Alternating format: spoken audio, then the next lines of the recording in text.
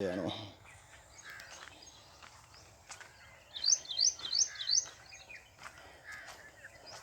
ਬੰਦੇ ਬੰਦੇ ਖੜੇ ਆ ਨਾ ਫਿਲਮ ਬਾਰਲਾ ਦੇ ਇੰਨੇ ਬੰਦੇ ਪਾਣੀ ਲਈ ਖੜੇ ਆ